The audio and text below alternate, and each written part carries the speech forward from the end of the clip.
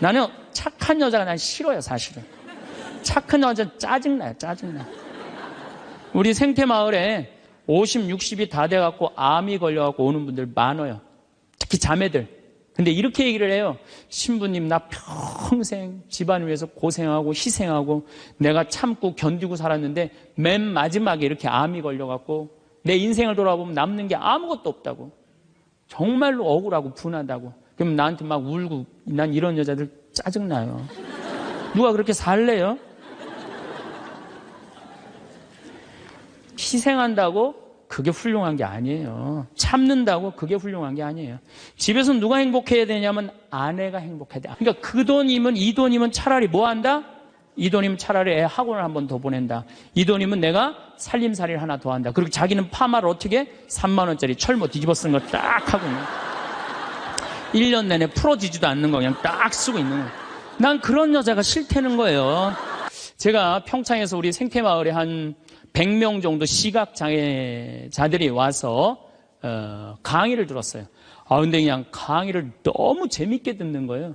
그래서 당신들 뭐가 그렇게 재밌느냐 그러니까 신부님, 우리는 눈에 뵈는 게 없어서 행복해야 되는 거예요. 눈에 뵈는 게 없어서.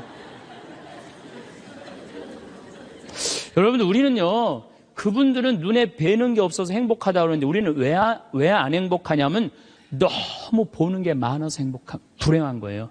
BMW, 벤츠, 그 다음에 남하고 비교하는 거야. 내 자식하고 남 자식하고 비교하는 거야. 내 자식은 요것밖에 안 됐는데 남 자식은 뭐 서울대학에 무슨 뭐 변호사에 뭐 판사에 검사에 의사에 내 자식 꼬라지는 요것밖에 안 되고 그러니까 불행한 거예요. 내가 뭐 우리나라의 그 좋다는 대학, 최고의 대학 졸업한 남편을 둔 부인들, 얼굴 밝은 부인들 별로 못 봐요. 하도 남편이 잘난 척을 해갖고 거기에 눌려갖고 그냥 찌그러져서 사는 여자들 많이 봐요. 그러니까 학벌 좋다고 내 자식 뭐 그냥 서울대 나왔다고 이 내 딸 결혼시키는 거 결코 지혜로운 게 아니에요. 혹시 여러분들 지금 난 안 기쁘다, 이분들 영적으로 병든 분들이에요. 이게 눈 지금 뜨고 있는 것만 해도 얼마나 은혜로운 거예요. 눈 하나 갈아 끼는데 1억이야, 1억. 2개 갈아 끼면 2억이야, 2억. 지금 나 쳐다보고 있는 분들 여기 지금 2억 깔고 지금 쳐다보고 있는 거예요. 엄청나게 부자들이 여기 앉아 있는 거 지금. 자, 여러분들 심장 하나 갈아 끼는데 5천, 간 갈아 끼는데 7천, 신장 갈아 끼는데 3천이에요.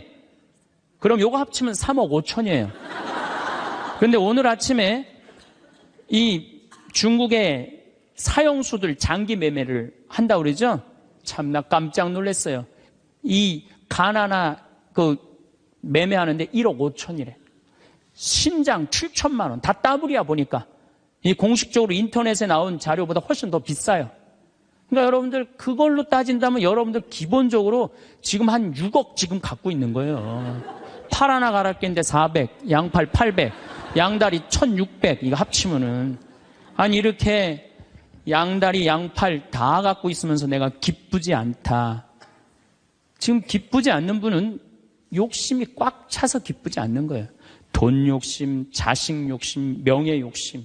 이 욕심을 아직 못 채웠다고 지금 기쁘지 않고 맨날 짜증 부리고 신경질 부리는 거예요.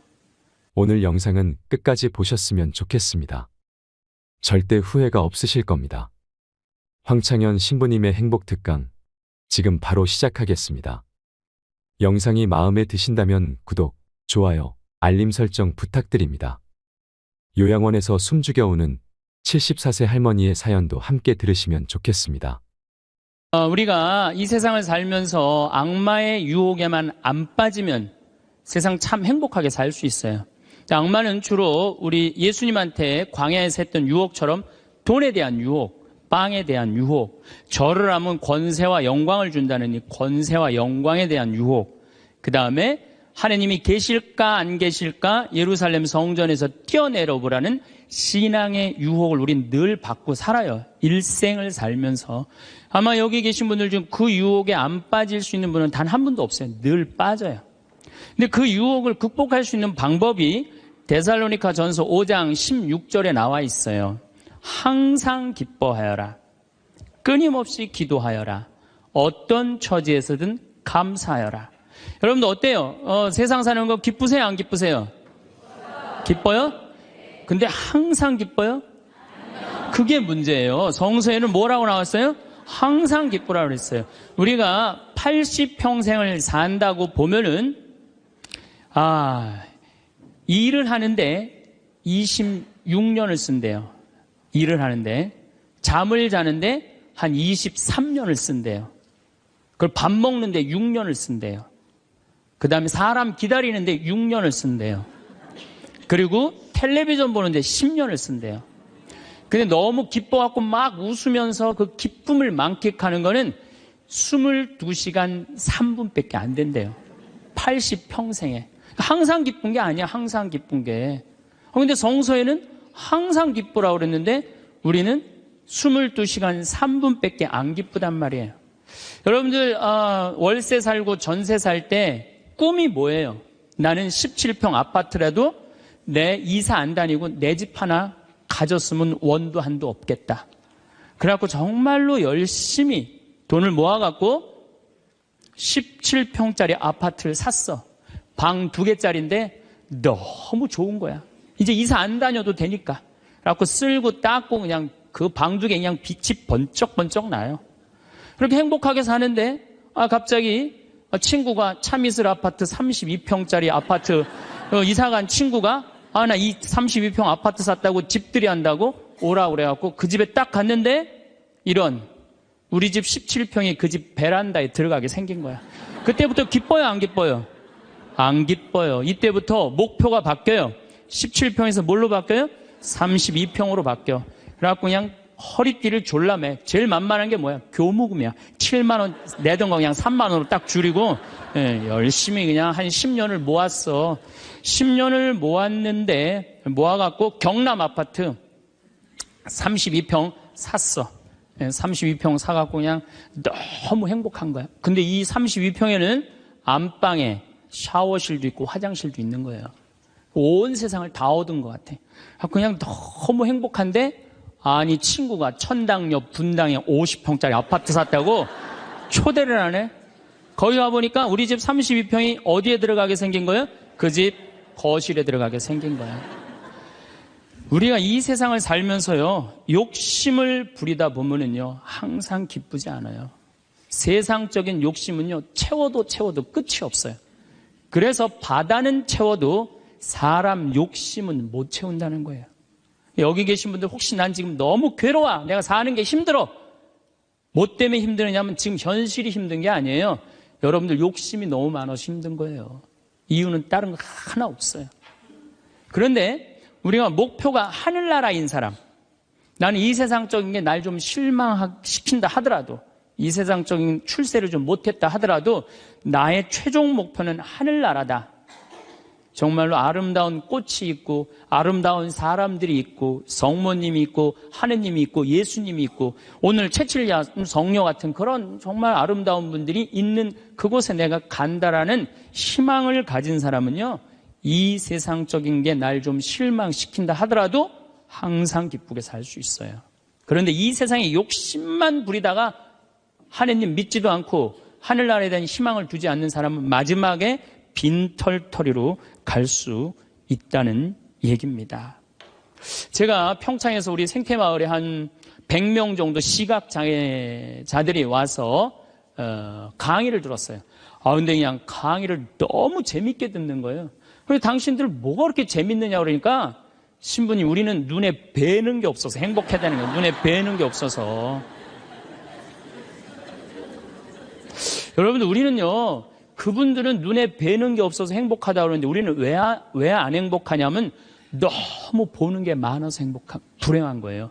BMW, 벤츠, 그 다음에 남하고 비교하는 거야. 내 자식하고 남 자식하고 비교하는 거야. 내 자식은 요것밖에 안 됐는데 남 자식은 뭐 서울대학에 무슨 뭐 변호사에 뭐 판사에 검사에 의사에 내 자식 꼬라지는 요것밖에 안 되고 그러니까 불행한 거예요. 한국 사람들이 왜 불행한 줄 알아요? 모두 출세해야 돼. 그냥 이 세상에서 전부 다 출세. 여러분들 출세하면 행복할 것 같아요? 난 요즘 텔레비전 보면서 그 장관들 청문회 할 때 보면은 정말로 저러고 장관 되고 싶을까 그런 생각 들 때 참 많아요. 얼마나 인간적으로 모욕을 받아요. 그렇지 않겠어요? 사실 그 사람들도 나름대로 열심히 산 사람들인데 얼마나 모욕을 많이 당해요. 저는 오늘 우리 여기 신부님 왔는데 파리나무 십자가 합창단 여기 온다며요. 오늘 완전히 하루 만에 완전히 매진됐다고 그러더라고요. 역시 비전동 대단한 비전 있는 본당이라 역시 틀려요. 그런데 나는 더 놀란 게 뭐냐면은 파리나무 십자가 합창단이 세계 최고예요.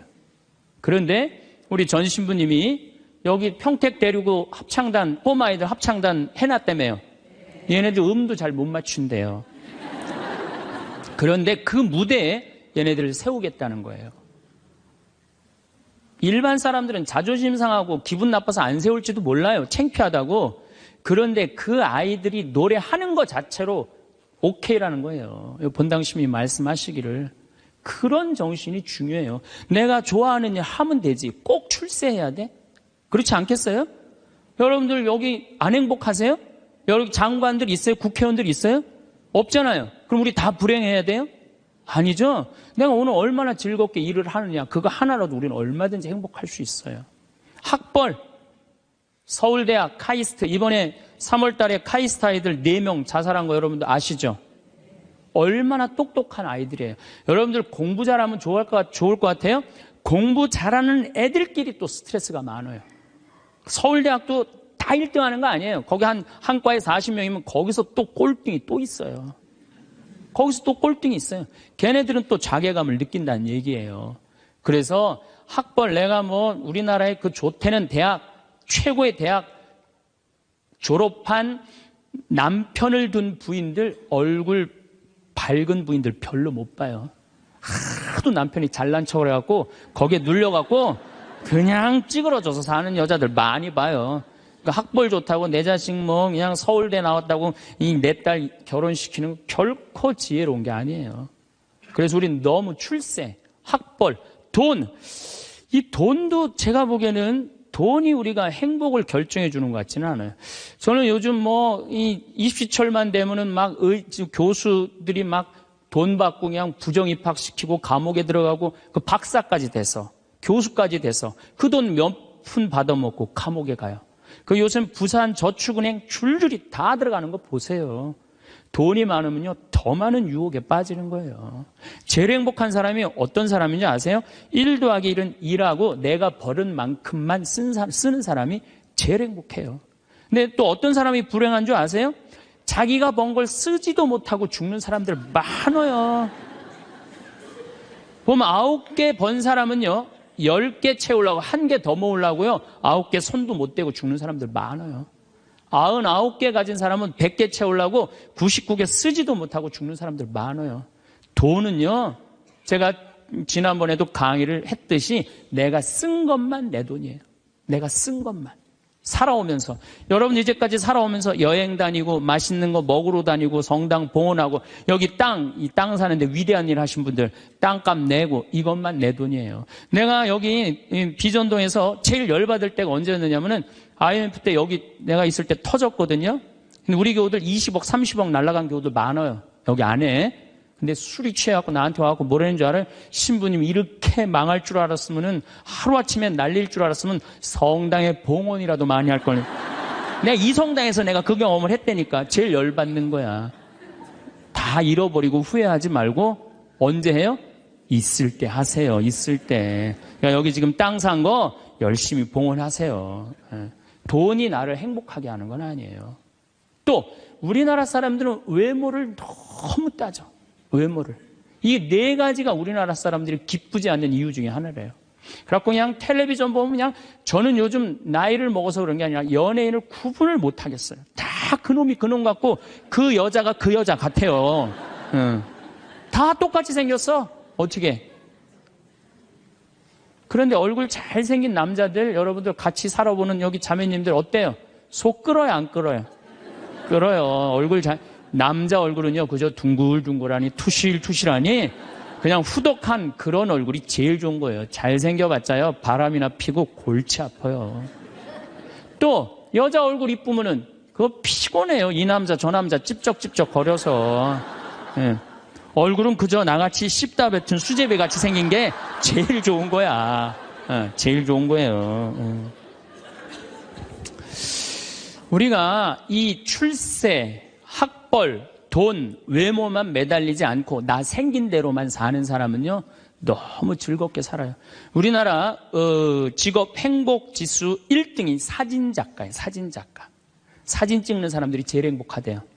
자연 다니면서 마음껏 세상을 다 담을 수 있잖아요. 얼마나 좋아요. 그러니까 여러분들 내가 원하는 일을 지금부터 찾아서 하라는 거예요. 여러분들 쉽게 안 죽어요. 여러분들 앞으로 지금 50대신 분들 손 들어보세요. 50대신 분들 손 들어보세요. 나 50 넘었다. 여러분들 앞으로 60년 남아있어요. 60년 동안 밥 먹고 자고 밥 먹고 자고 이 일만 할 수 없어요. 내가 원하는 일을 하다 죽어야 돼. 원하는 일을 하다 죽어야 돼. 지금부터 그 일을 찾아 나서야지 여러분들 행복해요.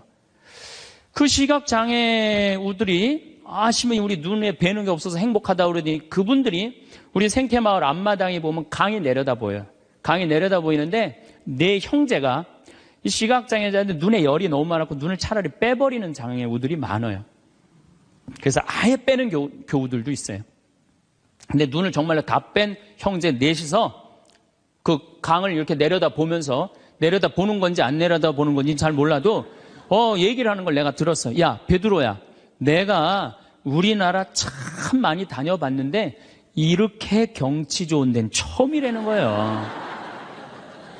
그래서 내가 물어봤어요. 아니, 뭐가 그렇게 경치가 좋은지 당신이 어떻게 아느냐고. 신부님, 강물 소리 들리지 않느냐 이거야. 그 다음에 새소리 들리지 않느냐 이거야. 그 다음에 느티나무가 있는데 바람에 느티나무 흔들리는 소리 들리지 않느냐. 그 다음에 5월 달에 꽃이 만발했는데 이 꽃 향기 미친다는 거, 맑은 공기에. 아니, 눈이 없는 우리, 보이지도 않는 우리 시각장애우들도 이렇게 경치 좋은데 처음이라는데 우리는 그냥 두 눈을 다 뜨고 이 아름다운 별도 보고 하늘도 보고 단풍도 보고 이 평택 들판도 보는데 내가 안 기쁘다. 이 사람들 어때요? 영적으로 단단히 병든 것 같지 않아요? 혹시 여러분들 지금 난 안 기쁘다. 이분들 영적으로 병든 분들이에요. 이거 눈 지금 뜨고 있는 것만 해도 얼마나 은혜 놓은 거예요. 눈 하나 갈아 끼는데 1억이야, 1억. 두 개 갈아 끼면 2억이야, 2억. 지금 나 쳐다보고 있는 분들 여기 지금 2억 깔고 지금 쳐다보고 있는 거예요. 엄청나게 부자들이 여기 앉아 있는 거 지금.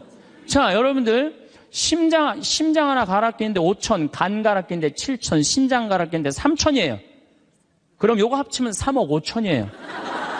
그런데 오늘 아침에 이 중국의 사형수들 장기 매매를 한다고 그러죠? 참, 나 깜짝 놀랐어요. 이 간 하나 매매하는데 1억 5천이래. 신장 7천만 원. 다 따블이야 보니까. 이 공식적으로 인터넷에 나온 자료보다 훨씬 더 비싸요. 그러니까 여러분들 그걸로 따진다면 여러분들 기본적으로 지금 한 6억 지금 갖고 있는 거예요. 팔 하나 갈아 끼는데 400, 양팔 800, 양다리 1600 이거 합치면은 아니 이렇게 양다리 양팔 다 갖고 있으면서 내가 기쁘지 않다. 지금 기쁘지 않는 분은 욕심이 꽉 차서 기쁘지 않는 거예요.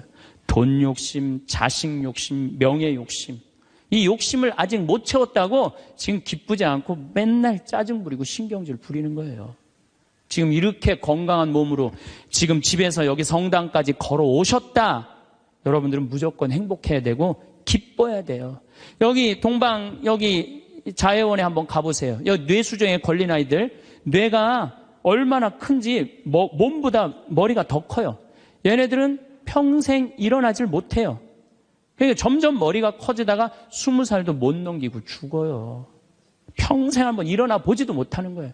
근데 여러분들은 지금 걸어서 두 다리를 여기까지 와서 앉아있다. 무조건 삶의 충만함, 살아있는 거에 대한 희열을 느끼셔야 돼.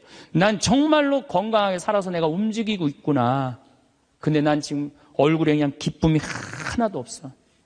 이분은 뭔가 영적으로 병이 든 분이에요. 치료가 필요해, 영적으로. 그럼 어떤 사람이 기쁘냐 하면은 긍정적인 사람이 기뻐요. 부정적인 사람은 기쁘지 않아요. 세상을 삐딱하게 보는 분들은 안 기뻐요. 보면은 장사 안 돼도 대통령 탓, 고수도 안 돼도 대통령 탓, 내가 이렇게 지질이 못 사는 것도 부모 탓, 다 남 탓하는 사람은요, 기쁠 수가 없어요. 남 욕하는 사람은 행복하지가 않다는 거예요. 그래서 항상 긍정적으로 바라야 돼.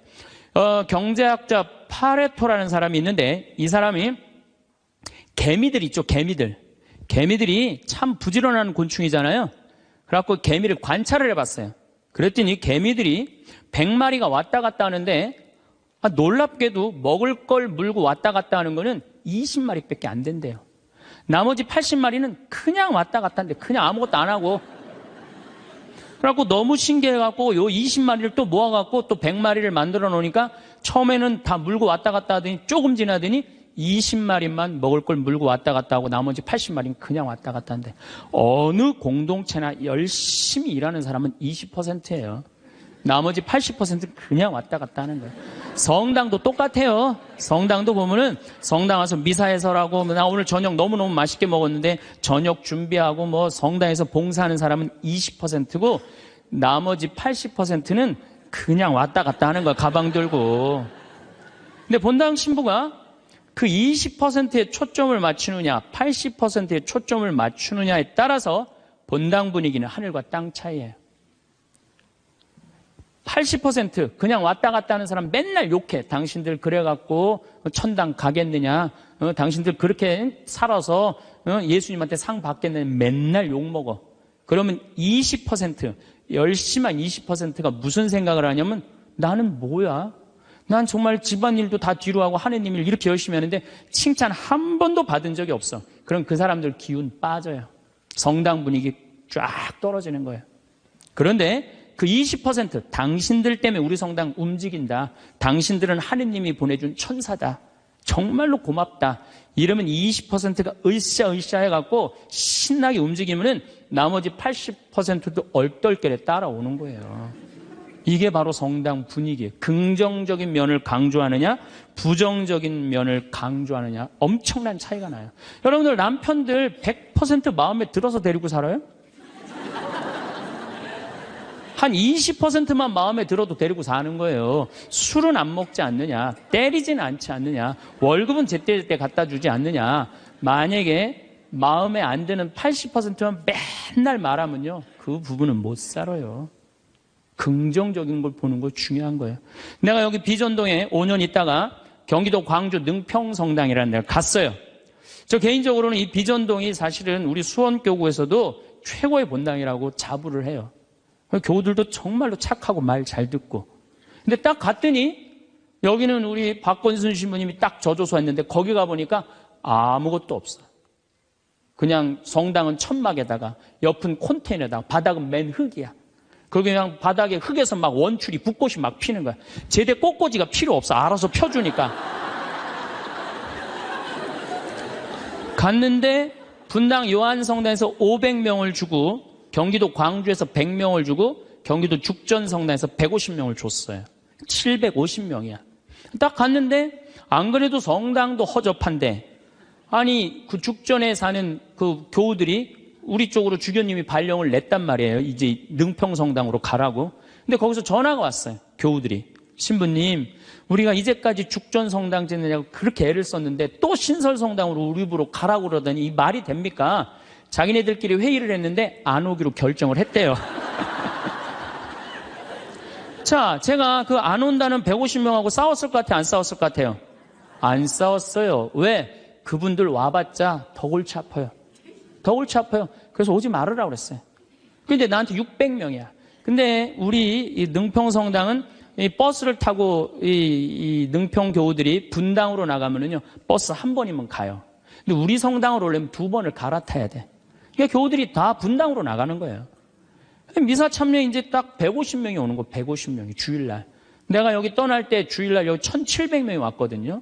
내가 막 떠날 때 여기가 주일날. 1700명 맨날 하다가 150명 오니까 이건 사람도 아닌 거예요. 숫자가. 너무 좋더라고요. 그래갖고 미산 딱 11시 미사 한 대. 한 대니까 미사 끝나면 맨날 돼지를 한 마리씩 잡는 거예요. 맨날 돼지를 먹는 거야. 맨날. 내가 내면 총회장이 내고 총회장이 내면 부회장이 내고 돌아가면서. 그때는 돼지가 한 마리에 15만 원밖에 안 했거든요. 그래도 내가 가정방문 다니면 막 개 키우는 집에 있으면 뭐 이런 걸 키우냐고 먹자고 그냥. 잘 아실 거예요. 내가 얼마나 좋아하는지. 그래갖고 그냥 맨날 성당 마당에서 불을 지펴놓고 맨날 먹는 거야. 그런데 놀랍게도 우리 성당 마당이 분당으로 나가면요, 마당이 보여요. 그 분당 미사 참여 나가는 교우들이 맨날 성당 마당에서 그냥 불이 지글지글 일어난단 말이야. 저게 뭔가 하고 교우들이 자꾸 하나 둘씩 오기 시작하는 거야. 점점 교우들이 느는 거예요. 근데 이 1년이 지났는데 죽전에서 안 오겠다는 교우들이 전화가 왔어요. 자기네들이 회의를 했는데 오기로 결정을 했대요.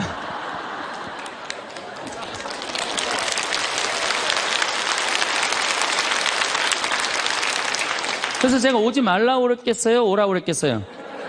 대환영이라고. 그래서 오라고 떠났던 교우들이 다 오는데 교우들이 1000명이 됐어요. 1년에. 근데 또 이제 아파트가 조금씩 들어가고 2년 만에 2000명이 됐어요. 그냥 너무 즐겁더라고요. 또 거기는 교우들이 그 시골 교우들이라 산에 가고 개구리 잡아오고 뭐 하여튼 난 환경 운동하는 신부인데 너구리 잡아오고 별걸 다 잡아와. 이거 뭐 신부님 이거 개고기라고 그러고 거짓말하고 막 먹이고 너무 행복했어요. 그 예수 부활 대축일 끝나고 저기 뭐 사순절 끝나고 예수 부활 대축일 미사 끝나고 난 다음에 숫자가 조금이니까 엠마오를 가도 회장단하고 안 가고 본당 교우들 다 가자. 우리 그땐 또 IMF 망해갖고 노는 사람이 너무 많았어요. 다 가자니까 너무너무 좋아하는 거야. 내가 애들한테 물어봤어요. 초등학교, 중고등학교 애들한테 야, 니네들 지금 학교 가는 게 중요하냐? 예수님 부활해갖고 지금 우리 엠마오 가는데 엠마오 가는 게 중요하냐? 그랬더니 애들이 엠마오 가는 게 중요하다는 거예요. 야외 학습 신청해. 그래갖고 엠마오 100명씩 데리고 평창에 놀러 가고. 너무너무 즐거운 거예요. 점점 즐거운 거. 교우들이 3년째 됐는데 성당을 자꾸 짓재는 거예요. 이제 교우가 2000명으로 늘어나니까. 나는 안 짓는다. 얼마나 아름다우냐. 그냥 땅바닥에서 그냥 원추리 붓고 피고 그러는데. 아니, 짓재는 거예요. 그럼 저 보자. 그래갖고 3년 9월에 시작해갖고 4년 부활절 입당을 했어요. 7개월 만에 성당을 줬어요. 7개월 만에.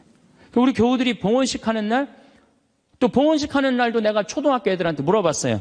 얘들아, 지금 하느님 집이 젖었는데 학교가 중요하냐? 성당 봉헌하는 게 중요하냐? 성당 봉헌하는 게 중요하대요.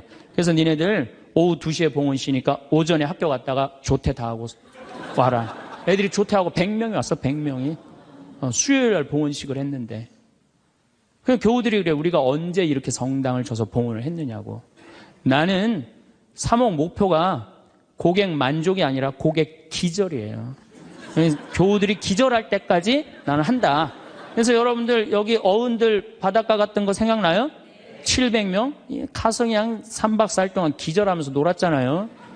근데 그때도 내가 이루지 못한 일을 여러분들이 올해 우리 전 신부님이랑 저 앞에 땅 사신 거 너무 대단한 거예요. 기쁨은요, 모든 일이 일어나는 거예요. 그러니까 교우들이 기절한 상태에서 너무 행복하니까 자기 주머니에서 돈 나가는지도 모르고 막 내는 거예요. 깨보니까 성당이 젖은 거예요. 깨보니까. 기쁨은요, 모든 일이 이루어져요. 분열이 있고 미움이 있고 징후가 있는 데는요, 아무 일도 안 일어나지만은 기쁨이 있는 데는요, 기적이 일어나게 돼 있는 거예요. 그래서 여러분들 우리가 기쁘게 사는 거는 아주 중요해요. 기쁘게. 그 어떤 사람이 기쁘냐? 긍정적인 사람이 기뻐요. 긍정적인 사람이. 성모님은 긍정적이셨을까요? 착했을까요? 성모님 100번 긍정적이에요. 처녀한테 천사가 나타났어.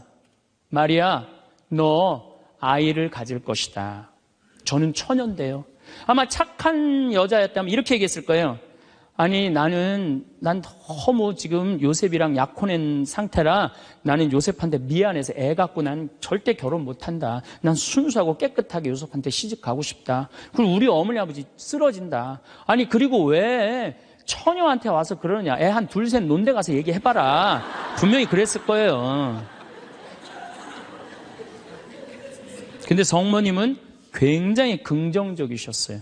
당신을 통해서 인류의 구세주가 탄생한다 그러니까 이 몸은 주님의 종입니다. 그대로 저에게 이루어지기를 바랍니다. 한번 해보자는 거예요. 얼마나 적극적이고 긍정적이에요.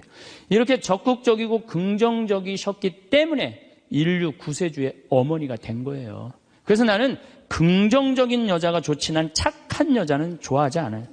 나는 착한 여자가 난 싫어요, 사실은. 착한 여자는 짜증나요, 짜증나. 우리 생태마을에 50, 60이 다 돼갖고 암이 걸려갖고 오는 분들 많아요. 특히 자매들. 근데 이렇게 얘기를 해요. 신부님, 나 평생 집안을 위해서 고생하고 희생하고 내가 참고 견디고 살았는데 맨 마지막에 이렇게 암이 걸려갖고 내 인생을 돌아보면 남는 게 아무것도 없다고. 정말로 억울하고 분하다고. 그럼 나한테 막 울고, 난 이런 여자들 짜증나요.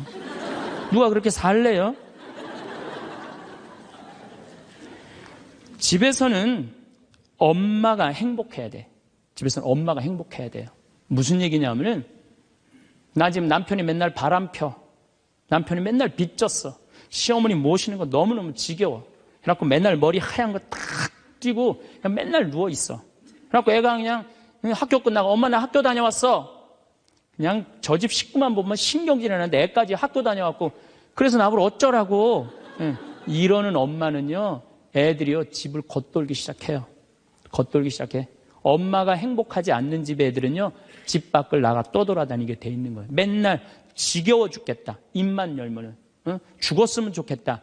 이렇게 말하는 엄마 있는 집의 자녀들은요 집에 안 들어가요.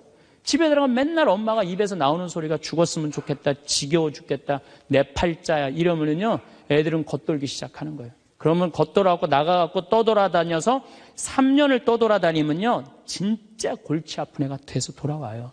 근데 엄마가 너무너무 기뻐. 엄마는 학교 다녀왔어. 우리 아들, 딸 수고했어. 공부하느냐고 얼마나 힘들었어. 엄마가 맛있는 간식 사놨거든, 만들어놨거든. 딱 안아주면은요 애는 간식 먹으면서 집에서 행복하게 살 수 있어요. 집에서는 누가 행복해야 돼? 엄마가 행복해야 돼. 그러니까 여기 계신 분들, 내가 행복한 게 결국은 누가 행복한 거야? 자식이 행복한 거예요. 그러니까 누구한테 잘해줘야 돼? 엄마한테, 본인한테 잘해줘야 돼요. 희생한다고 그게 훌륭한 게 아니에요. 참는다고 그게 훌륭한 게 아니에요. 집에서는 누가 행복해야 되냐면 아내가 행복해야 돼, 아내가. 근데 우리나라 대한민국의 아내들은요 희생하고 인내하고 참아요. 더욱이 성당 다닌 사람들은 자기가 십자가 진다고 생각하고 파마 한번 하면은 보통 제대로 좀 잘 뽑으려면 한 10만 원 정도 들고, 여기 뭐 트리트먼트 뭐 영양 뭐 이거 하려고 그러면 한 20만 원 정도 들잖아요. 그러니까 그 돈이면, 이 돈이면 차라리 뭐 한다? 이 돈이면 차라리 애 학원을 한 번 더 보낸다. 이 돈이면 내가 살림살이를 하나 더 한다. 그리고 자기는 파마를 어떻게 해? 3만 원짜리 철모 뒤집어 쓴 거 딱 하고 있는 1년 내내 풀어지지도 않는 거 그냥 딱 쓰고 있는 거예요. 난 그런 여자가 싫다는 거예요. 그런 여자가. 그래갖고 이제 아침에 이제 남편이 출근할 때 보면 막 또 그게 또 부풀러갖고 사자 머리 풀어헤쳐놓은 것처럼 막 이러고 눈 이상하게 또 여보 다녀와. 다녀오게 하고 난 다음에 다녀오라고 그래야죠.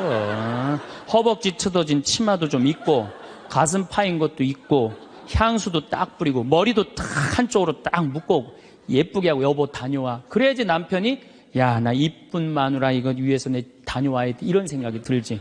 그냥 머리는 뭐 그냥 이래고 그냥 잠도 그냥 개슴치레하고 다녀오라고 그러면. 근데 또 대한민국 남자들은 착해요. 또 다녀오랜다고 저녁에 여보 나 다녀왔어. 근데 아직도 사자머리를 하고 그냥. 여러분들, 우리 평창에 읍내에 룸사롱이 있어요. 근데 룸사롱이 있는데 내가 오후 2시에 목욕을 갈 때가 있어요. 근데 우리 평창 목욕탕이 읍내에도 있지만 이 동네에 떨어진 목욕탕이 하나 있어요. 근데 그 목욕탕에서는 봉고를 운영을 해요. 시골 사람들 42개리가 있거든요. 그러니까 시골 사람들이 목욕하려고 그러면 전화하면 봉고 가서 데리고 와요. 근데 거기 아가씨들도 전화하면 우리 그 목욕탕이 봉고를 가지고 데리고 와요. 내가 목욕 2시에 갈 때 그 아가씨들이 같이 봉고를 타고 들어올 때가 있어요. 내릴 때 보면은요 정말로 저런 여자들하고 무슨 술 맛이 나갖고 술을 먹을까 이런 생각이 들어요. 하여튼 밤새 술 먹고 그래서 겨우 이제 정신 차리고 나오니까 이상하잖아요. 나도 이제 목욕탕 들어오고 그 아가씨들도 목욕탕 들어가. 그런데 목욕이 끝나고 그 아가씨들이 꾸미고 나오면요 들어갔던 아가씨들이 아니에요. 얼마나 예쁜지요. 술이 확 땡긴다니까 그 아가씨들 보면은. 여기 계신 여러분들도 본인한테 조금만 투자하면은, 본인을 조금만 가꾸면은 참 예쁠 거예요. 근데 자기 무슨 군인이야? 철모 딱 쓰고 옷도 1년 내내 그냥. 지금도 내가 분명히 여기 방송 촬영한다고 그랬는데 다 까만 옷 입고 왔어. 좀 이쁜 옷 좀 입고 오라고 그랬더니 그 누가 이 보면은 좋겠어요. 결코 그게 잘하는 게 아니에요. 자기한테 투자하는 게 누구를 기쁘게 해주는 거냐면 자식하고 남편을 기쁘게 해주는 거야. 내가 결혼 20년이 됐어. 내가 자식 생일 차려주고 남편 생일 차려주고 시부모 생일 다 차려줬어. 근데 정작 내 생일이라고 뻑적지게 차려놓기가 좀 그렇잖아요. 그렇죠, 여러분들? 우리 자매님도 그러시죠? 생일은 생일인데 아무도 안 알아주니까 미역국을 하나 딱 끓여놨어.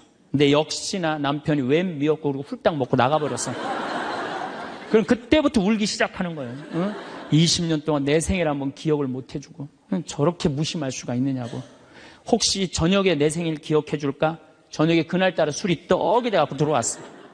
그럼 이제 나한테 와갖고 이제 신세한탄을 하는 거야. 신부님, 나는 내가 결혼한 지 20년이 돼갖고 정말로 먹고 싶은 거, 쓰고 싶은 거, 입고 싶은 거 안 하고 내 자식들 저렇게 키우고 살림살이 이렇게 했는데 20년 동안 내 생일 한 번도 기억해주지 않는다고. 난 정말로 너무 불행하고 슬프다고. 그리고 막 나한테 와서 우는 여자들, 난 그런 여자들이 싫어요.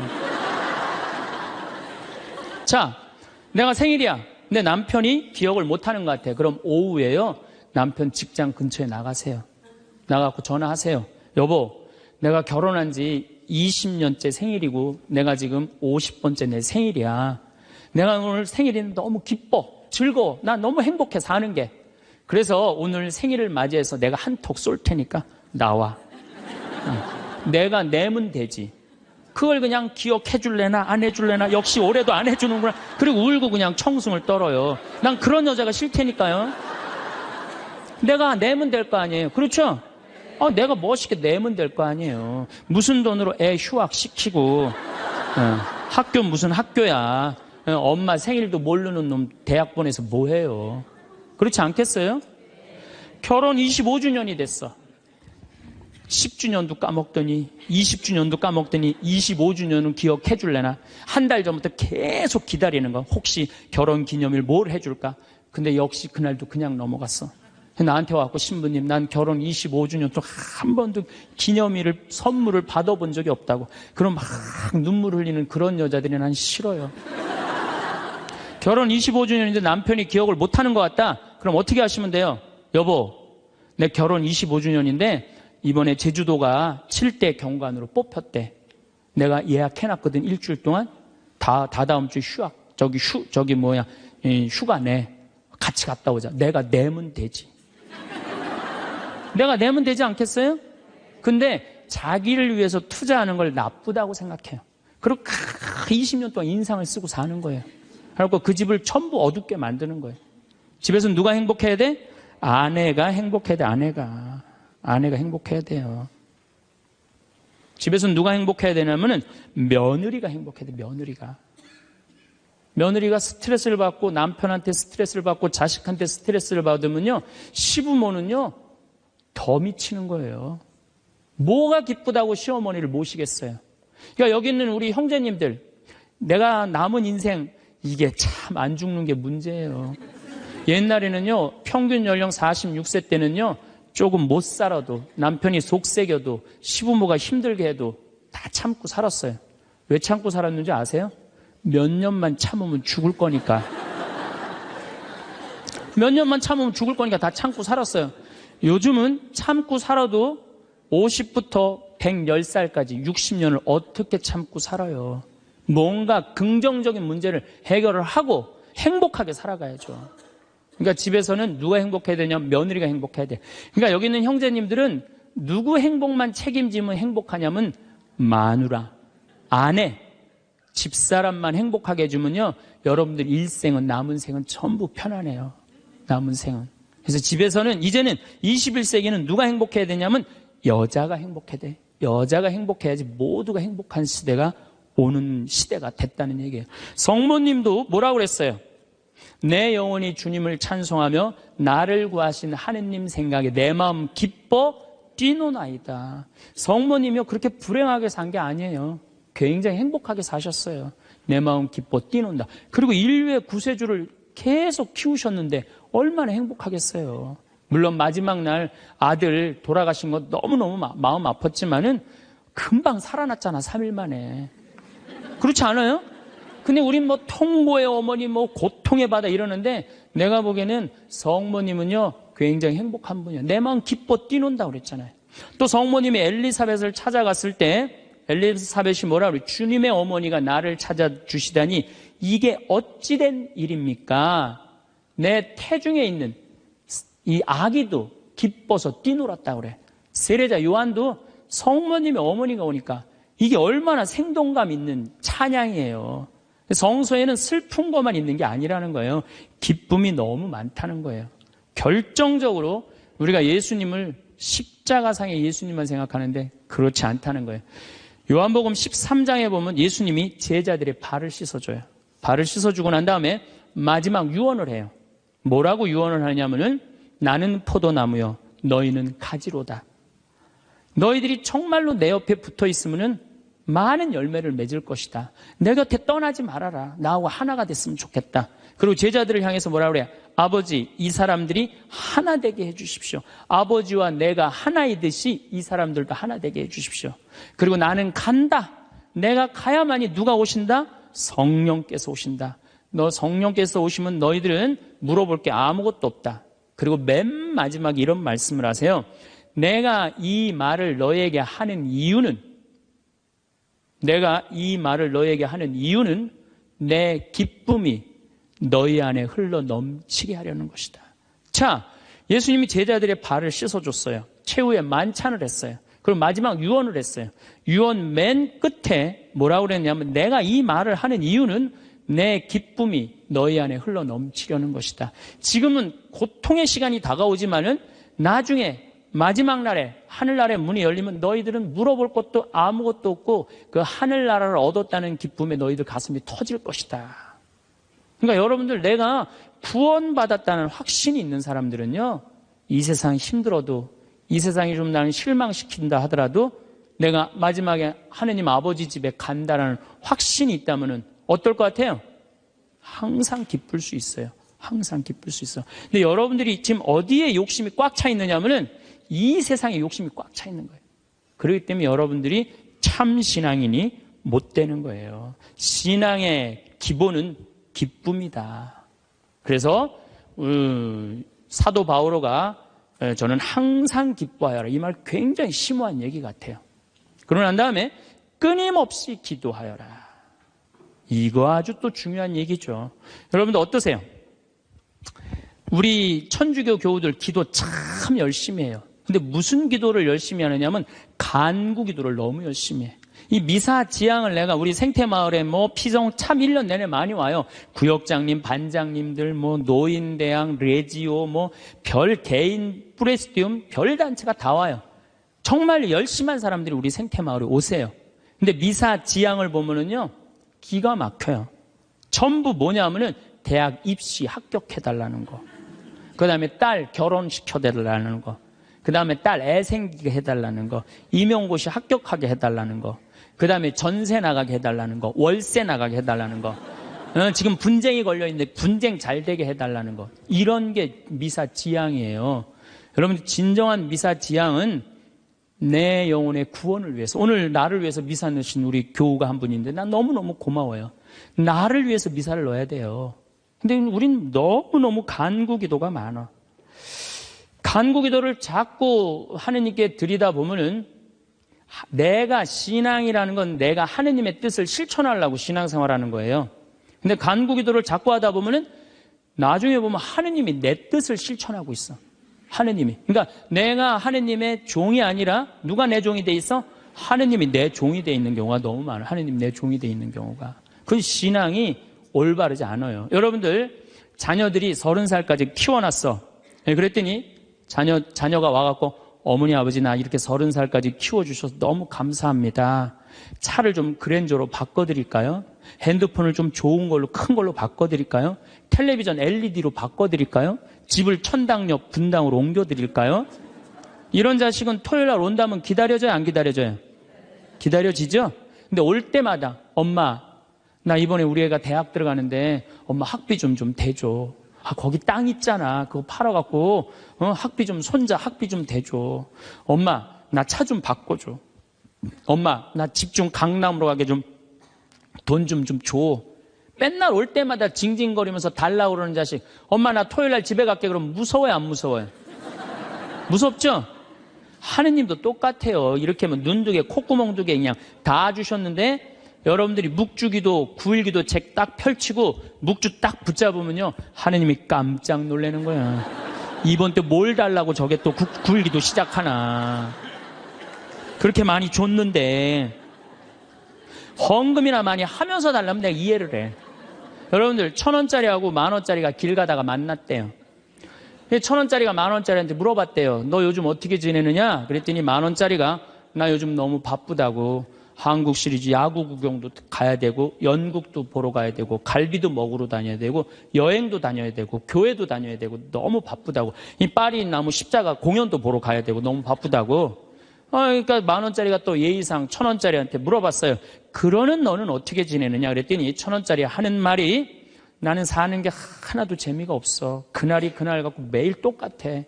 뭐가 그렇게 그날이 그날 같은데? 그랬더니 1,000원짜리가 하는 말이 나는 하는 일이라고는 성당 다니고 또 성당 다니고 성당만 다녀 그러더래요.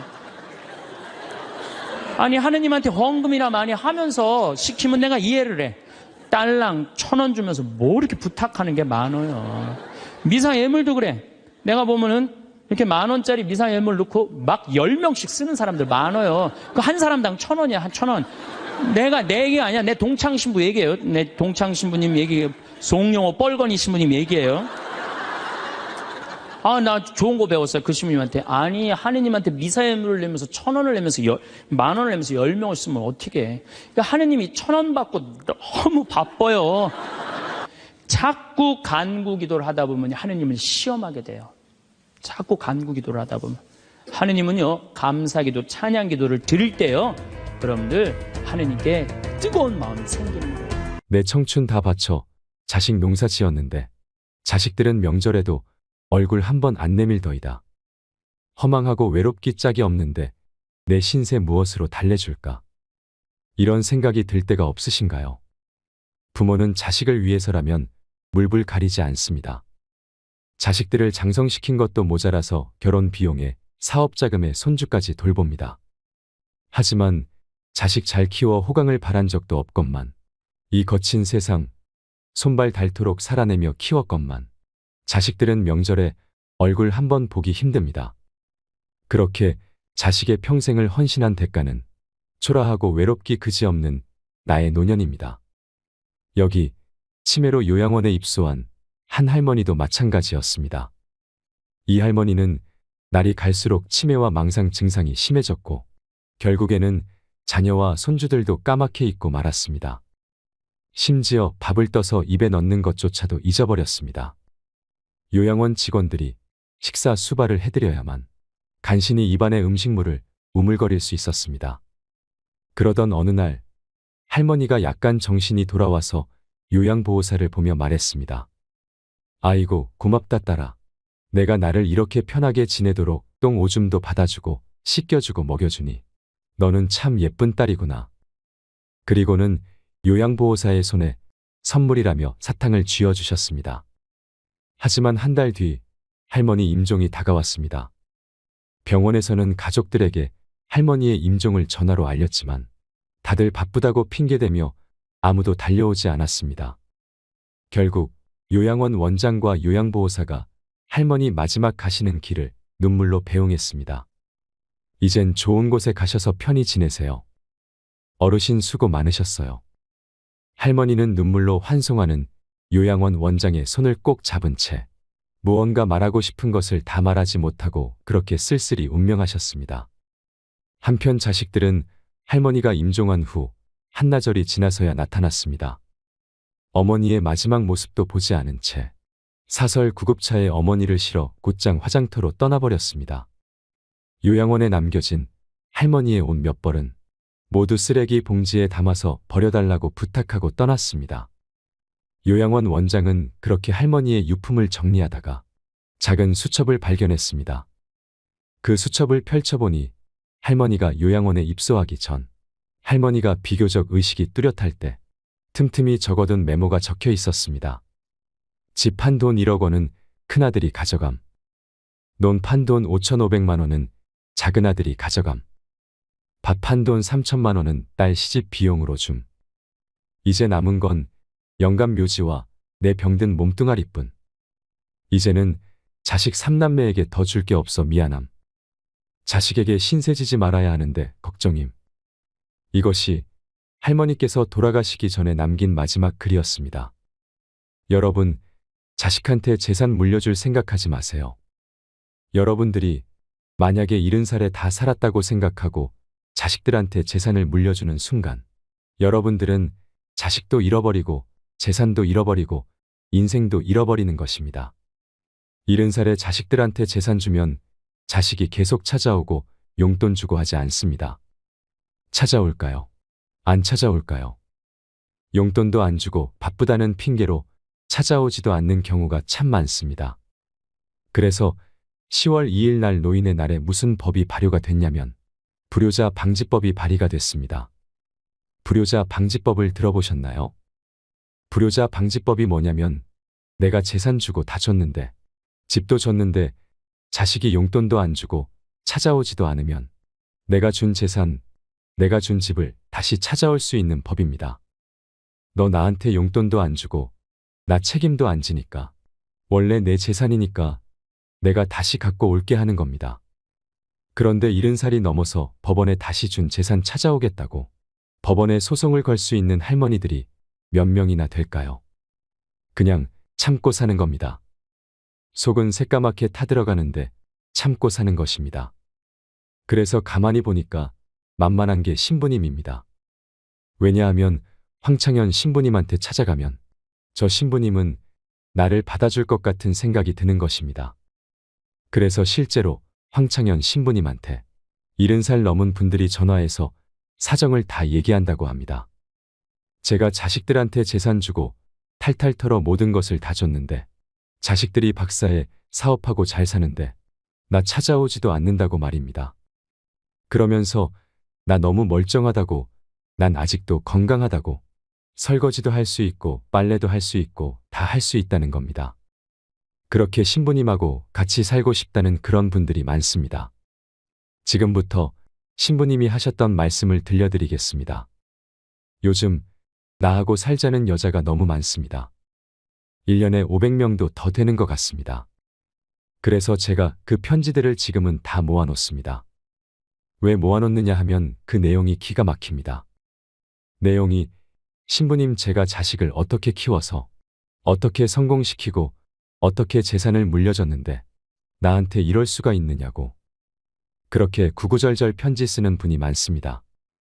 그런데 그 자식 재산은 찾아올 생각하지 않고 신부님이 자식보다 낫다는 생각이 드는 겁니다.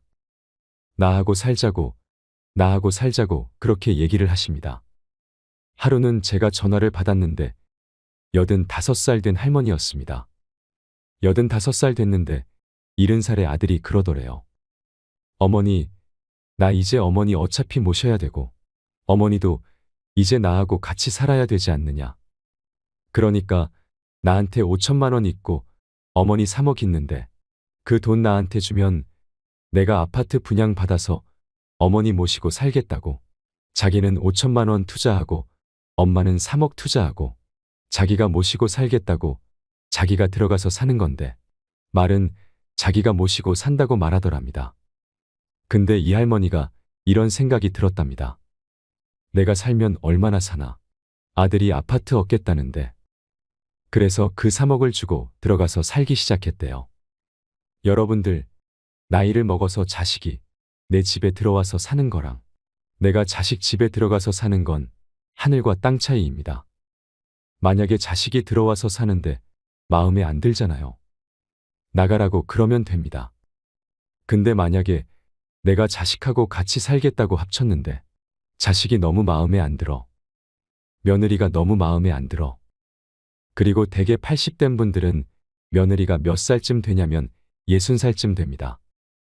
60살쯤 되는 며느리는 눈에 뵈는 게 없는 사람들입니다. 그럼 누가 나가야 될까요? 80살짜리가 짐 싸들고 나가야 됩니다. 80살짜리가 나가야 돼요. 이게 현실입니다. 제가 며칠 전에도 들은 얘기입니다. 6억을 들고 할머니가 아들 집으로 들어갔대요. 6억을 들고 들어가든 60억을 들고 들어가든 그건 아무 상관이 없습니다. 자식 집에 들어가서 사느냐 안 사느냐 그게 중요한 거예요. 그런데 6억을 들고 들어갔는데 냉장고에 있는 사과도 마음대로 못 먹겠더라는 겁니다. 왜냐하면 이거 혹시 며느리가 손자 주려고 갖다 놓은 거 아닌가 싶더라는 거죠. 그래서 전화를 했대요. 얘야, 나 이거 먹어도 되느냐고. 왜 그러고 사느냐 이거예요. 그냥 혼자 편안하게 6억짜리면 3억짜리 아파트 가고 3억은 은행에다 넣어놓고 한 달에 100만 원만 써도 30년을 먹고 살 수 있는데 왜 그렇게 사느냐 이거예요. 그리고 이제 여러분들의 인생의 주인공은 누구냐면 여러분들입니다. 자식이 여러분들에게 효도할 수 없습니다. 이제는 효도는 할 수 없는 세상이에요. 제가 아주 단언을 합니다. 여러분, 효도는 할 수도 없고 받아 먹을 수도 없는 세상이에요. 여러분들 110살까지 산다고 생각을 해보세요. 110살 먹은 엄마가 90살 먹은 아들한테 전화해서 얘야, 너 왜 나 요즘 안 찾아와 그러면은 90살 먹은 아들이 당황스럽지 않을까요? 엄마가 아직도 안 죽은 건가? 죽었는지 안 죽었는지 헷갈리는데 가끔씩 엄마가 전화해서 너 왜 나 안 찾아오냐 물으면 90살 먹은 아들이 당황스러울까요? 안 당황스러울까요? 당황합니다. 90살 된 아들은 엄마가 살았는지 죽었는지도 모릅니다. 여러분 중에 80세, 90세 된 어머니가 계신다면 하루에 몇 번 생각하시나요? 떨어져 살면 일주일에 한 번도 생각 안 할 때도 많을 겁니다. 일주일에 한 번도 말이죠. 근데 엄마는 오로지 자식만 생각하는 겁니다.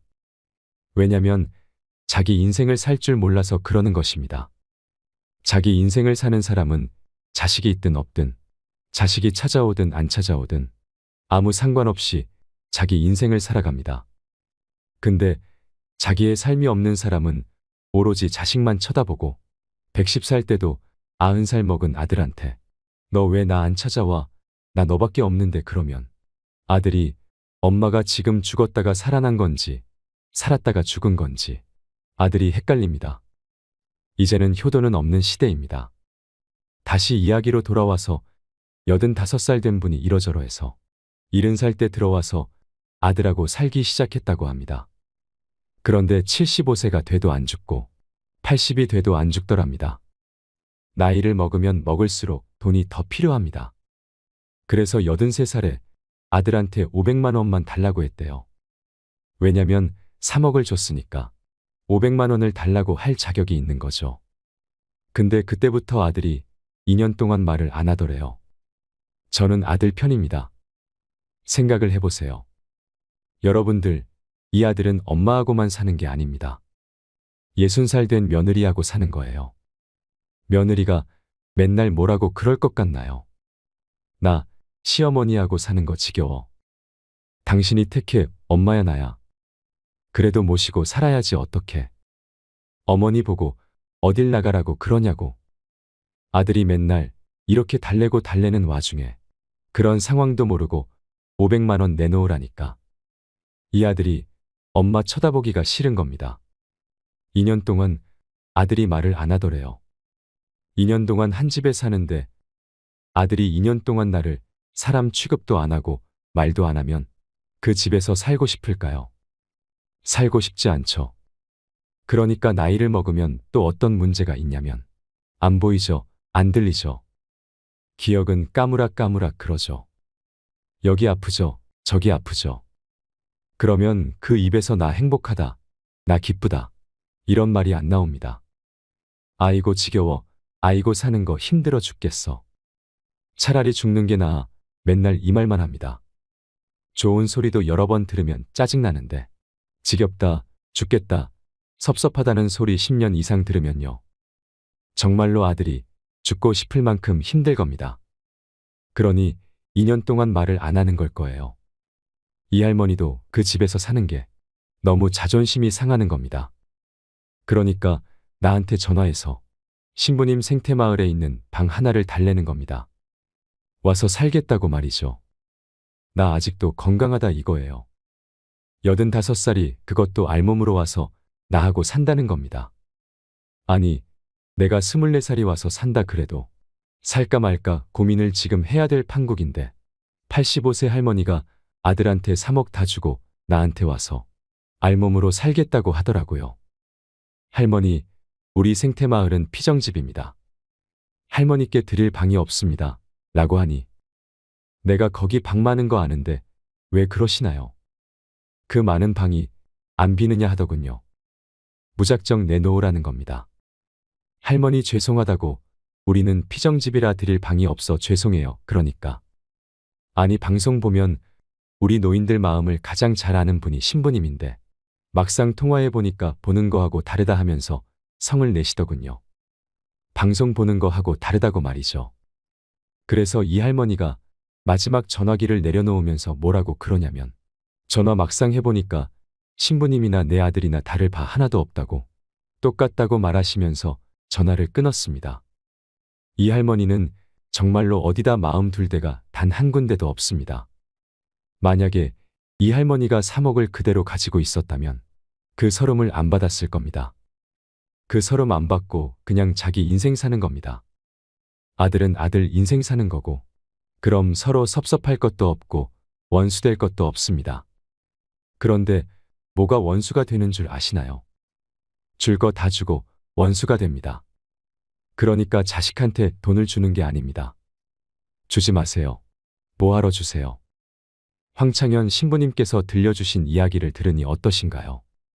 어린 시절 우리는 어른들에게 서로 베풀고 나누면서 살라고 배웠습니다. 이웃은 남이 아닌 사촌과 같았습니다. 하물며 내 자식은 오죽할까요? 하지만 모든 것을 불태워 금이야 오기야 키우느라 하얗게 새어버린 부모의 처지는 안중에 없고 나와 내 자녀를 먼저 생각하는 자식들이 많아지면서 소외되는 노인들이 적지 않습니다. 세월은 장마철 도랑의 급류처럼 멈춤없이 흘러서 10년이면 바뀐다던 강산은 이제 1년도 못 가 흔적도 없이 사라지는 세상이 되었습니다. 그래서 우리의 삶도 멈춤없이 100세까지 흘러가게 되었습니다. 그래서 이 정신없는 세상은 우리가 노년을 다른 관점으로 보아야 함을 요구하고 있습니다.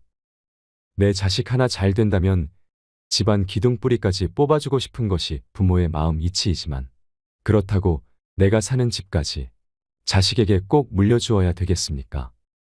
대부분의 노부모들은 오직 자식이 잘 돼야 한다는 생각으로 정작 본인은 돌보지 않습니다. 혹여나 자식이 손가락질 당할까, 자식이 나를 버려도 이웃에 알리지 않는다 합니다. 하지만 자식을 위해서 내 재산 다 주고 나면 그 뒤에는 무슨 일이 일어날는지요. 어떤 분들은 자식들이 상속을 받자마자 몰래 이사하고 전화번호도 바꿔버렸다 합니다. 그래서 아들, 딸 전화번호도 모른다고 합니다. 안타깝게도 우리나라는 OECD 가입국가 중 노인 빈곤율과 자살률이 가장 높은 국가이며 독거노인의 자살률은 훨씬 더 높습니다. 부양해주는 자식이 없어 혼자 사는 독거노인 수도 많습니다. 노인들의 사회적 고립과 외로움이 심화되고 있고 아무도 모르게 쓸쓸히 임종을 맞이하는 이른바 고독사도 크게 늘고 있습니다. 심지어 젊은 세대들에게는 고령화 시대에 적응하려면 부모를 버려야 한다라는 말도 나올 정도로 우리 노인들의 처지는 곤란해졌습니다. 그렇다면 내 자식들이 그렇게 해맑게 웃던 내 새끼들이 정말로 우리 부모들을 짐으로 여기는 것일까요? 혹독한 세상 풍파를 다 겪은 일부 시청자분들은 제 생각이 순진하다며 너털 웃음 지으실 수 있겠습니다만 제 생각에는 우리의 아이들이 정말로 그렇게 생각하지 않을 수도 있다 생각합니다. 부모가 자식을 키우는 동안, 자식이 부모를 따르는 동안 무언가 문제가 생긴 것일 수도 있는 겁니다. 부모와 자식은 한 집에서 지내는 동안 어느 시점에서부터 둘 사이에 줄이 그어집니다. 그 줄이 겹쳐서 흠이 되고 그 흠은 구덩이가 되고 그 구덩이는 이제 서로 건너지 못하는 골짜기가 되었습니다. 우리 부모와 자식은 그 골짜기를 사이에 두고 서로 원망하며 사랑하고 사랑하면서 원망합니다. 부모가 자식을 사랑하듯 자식 또한 밉다 해도 진정으로 부모를 미워할 수는 없습니다. 그래서 부모와 자식 간의 관계를 하늘이 내려준 천륜이라 하는 것 아닐까요? 그렇다면 우리가 노후에 이 골짜기를 건너 사랑하는 부모와 자식으로 다시 재회하기 위해선 무엇을 해야 할까요? 여기 올해 85살인 오씨 할아버지가 있습니다. 할아버지는 재력가입니다. 빌딩 한 개에 집을 2채 정도 갖고 있습니다. 그리고 서너 개 은행에 숨겨놓은 현금과 주식 투자금까지 합치면 재산이 엄청납니다. 10년 전 할아버지는 자꾸 불어나는 재산을 감당하기 힘들어지자 친구 아들에게 재산 관리를 맡겼습니다. 그리고 본인은 이 나이에 큰 집에 살아봤자 뭐 하겠나 싶으셔서 아내와 함께 시골의 조그마한 전원주택에서 살고 있습니다. 그의 사남매 자녀는 일주일에 한 번씩 식구들과 찾아와서 부모와 시간을 보내는 효자 효녀들입니다. 할아버지 부부는 서로 경쟁하듯 찾아와 주는 자녀들이 고맙기만 합니다. 그러나 할아버지는 상속에 대해선 아주 냉정하였습니다.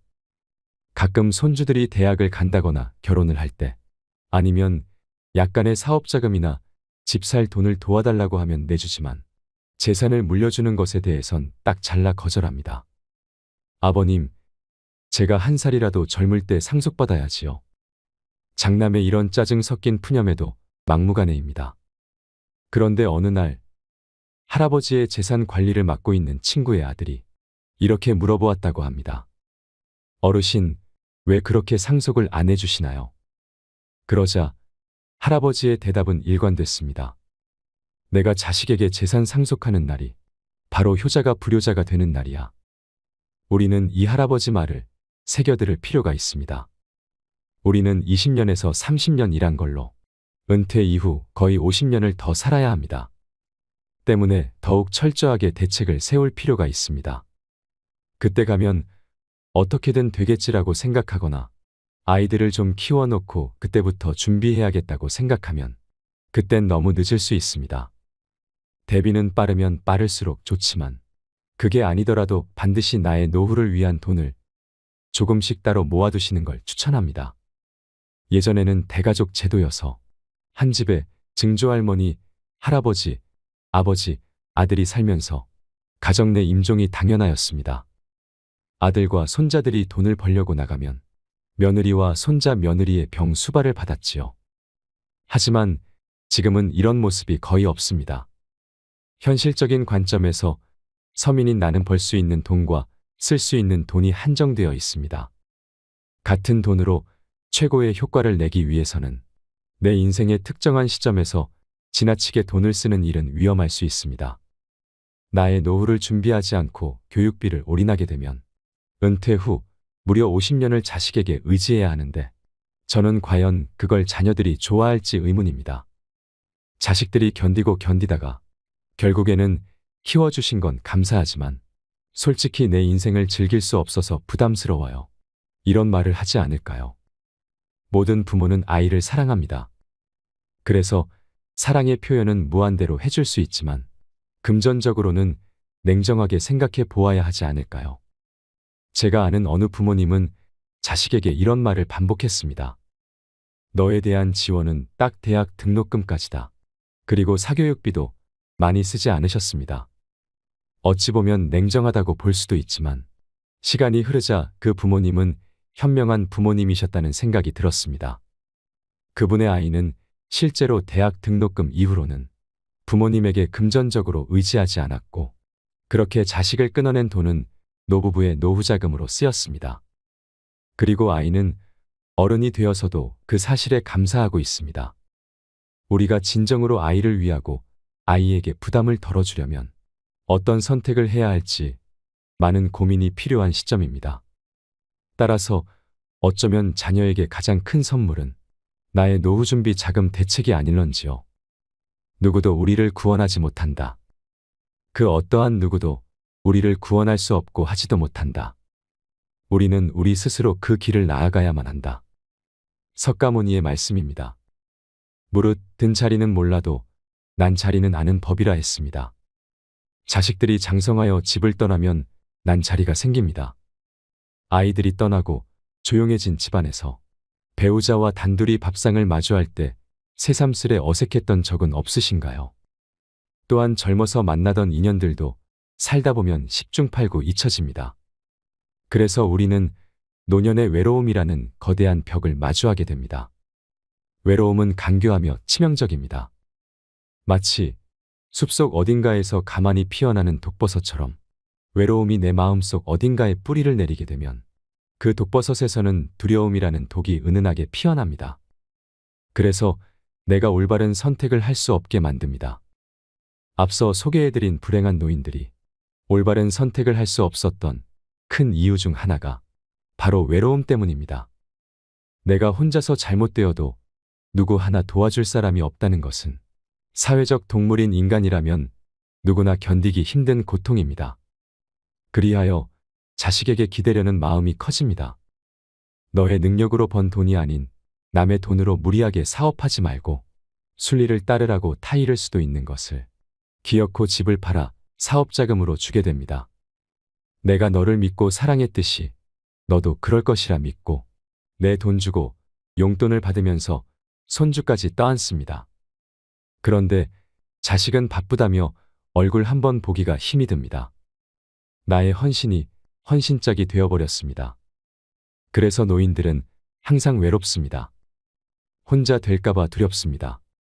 세상에 믿을 사람은 가족밖에 없었는데 믿을 사람이 남보다 못한 사람이 되었습니다. 그래서 누구든 붙잡고 싶어집니다. 그러면 이번엔 남은 괜찮을까요? 가족보다 괜찮은 남은 있을까요? 그리하여 인연이 아닌 사람까지 붙들어 봅니다. 물에 빠져 떠내려가느니 무엇이든 붙드는 게 낫다 싶습니다. 하지만 얼마 못 가 서로 의견 충돌이 생기고 결국 그 관계도 깨지고 맙니다. 남은 결국 남이었습니다. 그리고 우리는 다시 외로운 노인이 됩니다. 외로움이라는 급류에 휩쓸려 정처 없이 떠내려갑니다. 어디 깊은 소용돌이에 휘말리게 되지는 않을까? 큰 바위에 부딪히는 건 아닐까? 두려움에 떨면서 말입니다. 그야말로 참말로 외롭습니다. 이 얼마나 슬픈 일인가요? 그래서 저는 우리에게 남겨진 소중한 인생을 외로움에 허무하게 휩쓸리지 않기 위해서 자식에게도 주변 사람에게도 말을 더 조심히 하고 아낄 것을 권해봅니다. 그러면 그것이 내 가족이건 이웃이건 생판남이건 확실한 내 사람이 생겨서 외롭지 않을 수 있습니다. 종종 자식들은 부모님의 말씀 때문에 스트레스 받는다 합니다. 밖에서 사람들에게 다 들리게 자식 험담을 하거나 가족끼리도 듣기 힘든 거친 말과 매번 불평 불만을 섞어 마음에도 없는 앓는 소리를 하시니 견디기가 힘들다고 합니다. 물론 자식들도 부모님의 말이 말뿐임을 알지만 부모님이 몸도 마음도 유약해진 통에 좀 더 관심을 가져달라는 푸념이라는 것은 알지만 그것이 매일 반복되니 힘들다고 합니다. 그래서 이러다가 부모님 주변에 아무도 남아있지 않을까 걱정을 하기도 합니다. 늙으면 죽어야지 하는 말도 그것이 설령 진심이라고 해도 자식이 그 말에 공감하기가 쉽지 않습니다. 한번 자식은 영원한 자식이라 했던가요?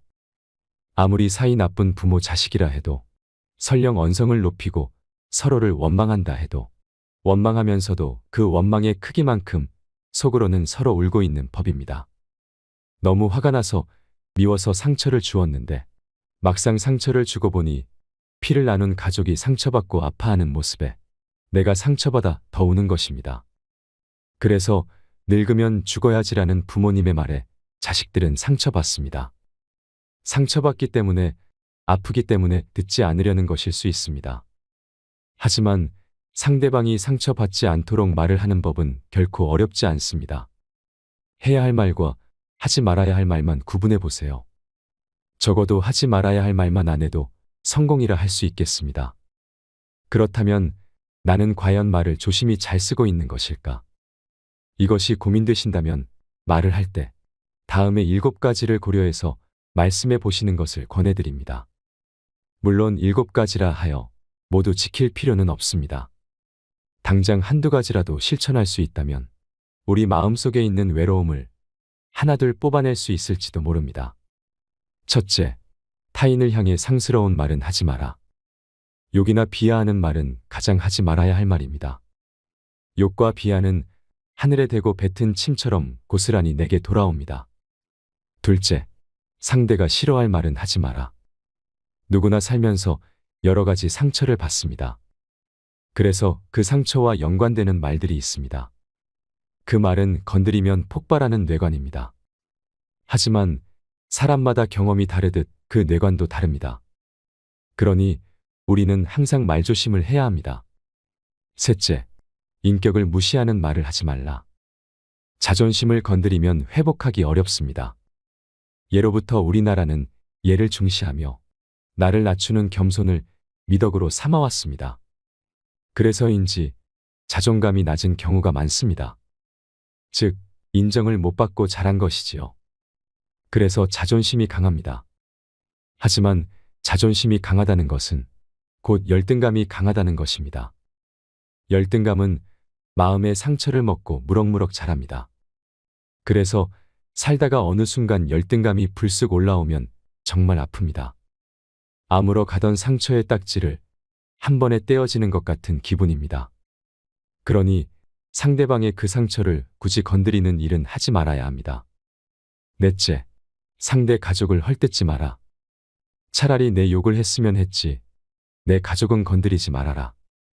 우리는 한 번쯤 이런 말을 해보았거나 들어보셨을 것입니다. 아무리 못나고 미운 나의 가족이라도 남이 욕하면 화가 나는 것이 도리입니다.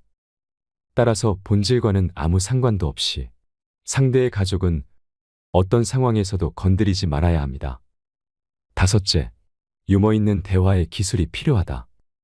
무슨 이야기든 심각할 필요가 있을까요? 꼭 이 대화를 통해 무언가 바꿔야 한다. 꼭 득이 있는 대화여야 한다라는 마음을 내려놓으세요. 우리가 다른 사람에게 줄 수 있는 가장 소중한 선물은 우리의 존재입니다. 우리가 상대방을 존중하고 사랑하며 품을 때 비로소 우리의 관계는 꽃처럼 피어날 것입니다. 대화는 우리가 행복해지는 도구일 뿐입니다. 여섯째, 분명한 말은 오해를 남기지 않는다. 확실한 예스와 확실한 노는 연습해야 잘할 수 있습니다. 마음이란 표현을 해야 알 수 있습니다. 나는 내 마음을 알기 때문에 당연하다 생각할 수 있지만 상대방은 10길 물속은 알아도 한길 내 마음속은 알 수 없습니다. 만약 내가 할 수 없고 거절을 해야 하는 일이라면 당장 상대방이 실망할 수 있어도 단호하게 표현하세요. 그래야 나중에 서로 오해하는 일이 없어집니다. 일곱째, 비비꼬는 꽈배기 말은 절대 하지 말자.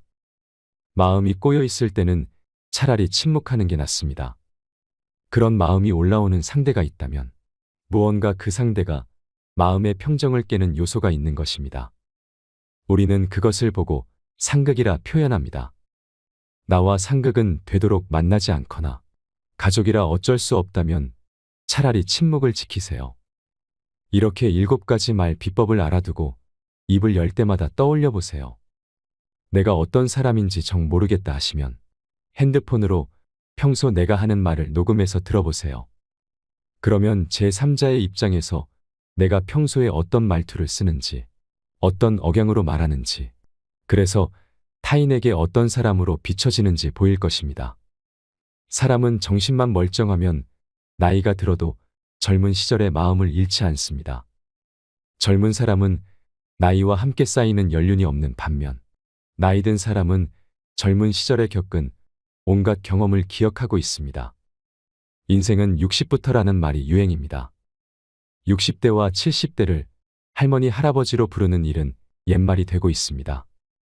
동서양을 대표하는 미남 배우 톰 크루즈와 양조위는 환갑의 나이에도 여전히 여심을 흔들고 있고 70대 노인들이 높은 산에 거뜬히 오르고 이제 외모만으로는 나이를 가늠하기가 불가능하기 때문입니다. 그래서 젊은 70대 우리는 아직 청춘이다라는 낭만적인 말이 울려 퍼지는 시대를 살고 있습니다. 만약 여러분이 치아가 없으면 한 살이라도 젊으실 때 망설이지 말고 임플란트 해놓고 맛난 것 많이 드시기 바랍니다. 그리고 무릎 관절이 닳아서 걸을 수 없다면 즉시 인공관절이라도 시술받아 걸을 수 있도록 치료받고 열심히 걸어 다니시기 바랍니다. 눈으로 볼 수 있을 때 실컷 구경하고 귀도 안 들리면 돈 아끼지 말고 최고급 보청기 구입해서 귀 속에 깊숙이 넣고 친구들과 많이 얘기 나누시는 건 어떨까요? 행복은 모두에게 유익할 때 찾아옵니다. 당신이 행복할 때 이 기쁨은 영원하지 않겠지만 반대로 고통을 겪을 때 그 고통 또한 지속되지 않습니다. 세상 모든 것은 영원하지 않으며 과거는 이미 지나갔고 미래는 아직 오지 않았습니다. 우리가 살 수 있는 시간은 단 한순간뿐입니다. 그것은 바로 현재입니다.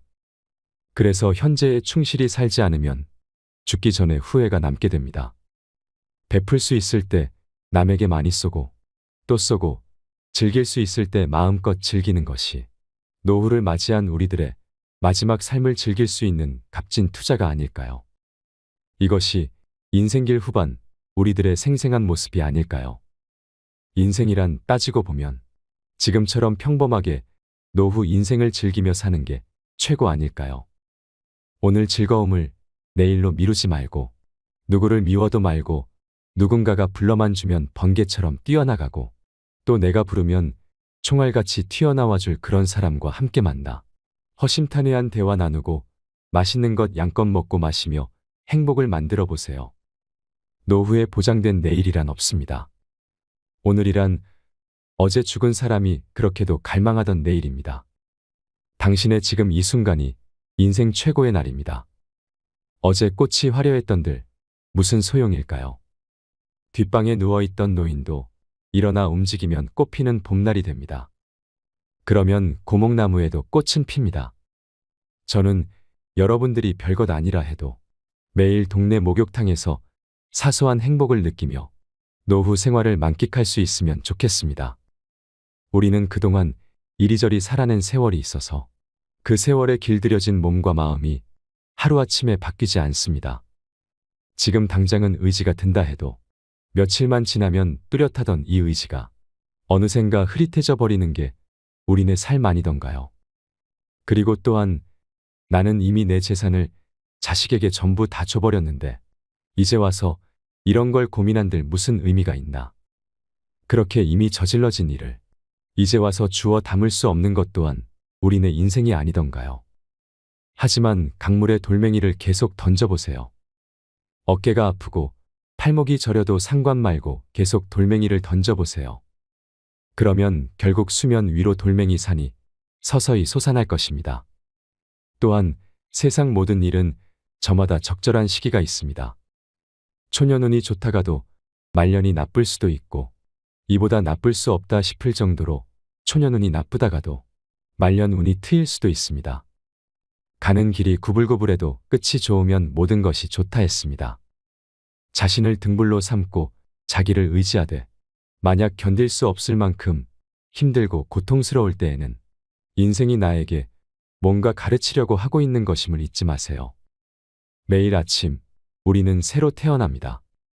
어제 일보다 오늘 하는 일이 무엇보다 중요합니다. 언젠가 못 보고 못 듣고 못 먹고 못 입고 못 걷고 내 손으로 아무것도 못할 그런 날이 오기 전에 남은 인생 양껏 즐기다가 어느 날 밤 내 집에서 잠들었는데 그대로 영면하는 것이 오복 중에 가장 큰 복이 아닐까요? 내 발로 걸어다니고 맛있는 음식을 입으로 먹을 수 있는 날이 그리 길지 않다는 점을 명심하시고 하루하루 감사하고 소중하게 열심히 즐기시기 바랍니다. 이상으로 책틀맨이었습니다. 오늘도 끝까지 시청해 주셔서 감사드립니다.